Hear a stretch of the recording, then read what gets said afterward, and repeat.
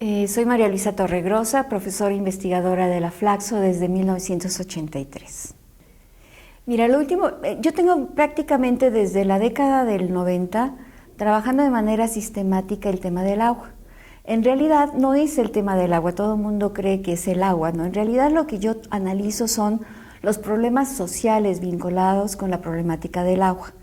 No solamente los sociales, sino las transformaciones institucionales que se han vivido en el país en los últimos 25 años, que empiezan a fines de la década de los 80, yo diría mediados de los 80, con todas las reformas de ley que se da la transferencia a nivel municipal de los sistemas de agua potable y de la gestión a nivel de los municipios, y se da la responsabilidad última. Después también trabajamos básicamente en cuál fue el impacto social de las políticas de modernización, sobre todo en los sistemas de riego en México, de la gran irrigación. Ahí hicimos trabajos muy interesantes junto con solicitados por la Comisión Nacional del Agua y por el Instituto Mexicano de Tecnología del Agua, que fue sobre qué pasó en la agricultura de este país a partir de la determinación de transferir los distritos de riego a los usuarios. Aplicamos una encuesta a 6,000 usuarios. Yo creo que es un registro histórico muy importante porque después de que desaparecieron los censos, casi por 20 años, es un registro, por lo menos de ese momento, una pequeña, yo no diría fotografía, pero una instantánea de lo que pasó en ese momento y de lo que estaba sucediendo.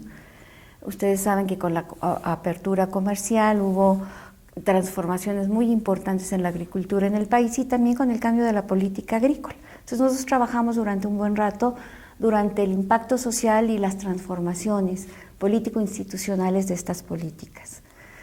Yo creo que otra área muy importante fue, una vez que tuvimos claro qué era lo que estaba pasando, también vimos que había un proceso de pauperización en la población agrícola en el país y empezamos a partir de una demanda muy concreta de la población y de una política de PNUD de trabajar con proyectos de mujeres en el campo.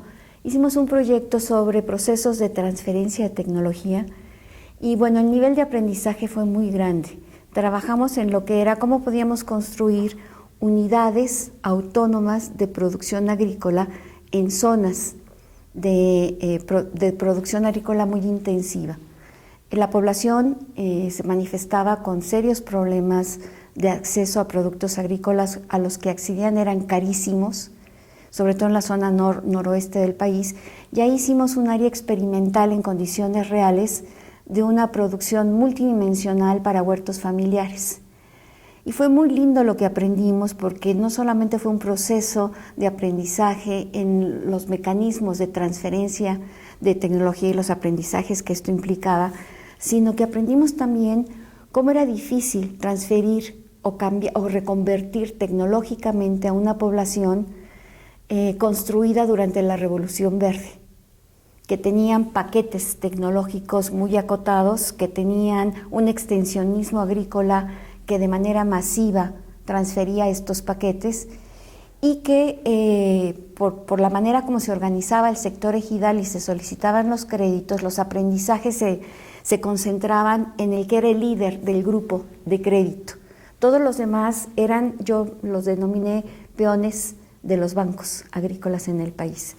Y lo que fue muy interesante es ver cómo con esta forma de producir en México lo que hizo realmente fue despojar de un conocimiento tradicional productivo en el país.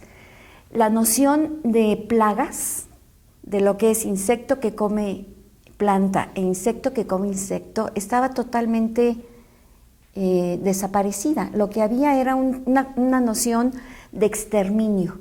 Es decir, con los grandes plaguicidas lo único que se hacía era exterminar a todos los insectos, comieran plantas o comieran insectos. Entonces empezamos a trabajar con nociones como control integral de plagas, y cómo se llegaba entonces como paso final a la obtención, al uso de insecticidas, pero en el intermedio había otros mecanismos que podrían equilibrar la población de insectos que comen insectos y insectos que comen planta. Pero para eso tenían que tener como observable estas dimensiones. Bueno, los ejercicios que trabajamos Y así cada una de las dimensiones, la tierra, cómo conservar y lograr las condiciones óptimas de la tierra, la cuestión de las compostas. Población que durante muchos años sus bisabuelos sabían lo que era extraer una semilla y sembrar la tierra. Esta población de ejidatarios estaban ya totalmente despojados de este conocimiento, ni siquiera de cómo obtener una semilla de las plantas que sembraban. Y también empezamos a descubrir que la desaparición de semillas criollas en la zona, la existencia solamente de semillas ya biotecnológicamente transformadas que eran estériles, que ya no podían obtener semillas de ellas. Total, fue un trabajo muy interesante y aprendimos mucho, tanto la población como nosotros, pero lo que era muy, muy complejo era que todo este aprendizaje que teníamos y que podíamos extender, porque había una demanda muy grande de la población. Empezamos con 15 huertos, se extendieron a 25, cuando dimos cuenta ya eran 50 y había un sistema de intercambio y de aprendizaje horizontal muy importante. Pero esa iniciativa no tenía una contraparte política ni de política agrícola que lo apoyara y que lo sustentara, ni en los institutos de investigación, ni en el sector gubernamental. Realmente era un inobservado.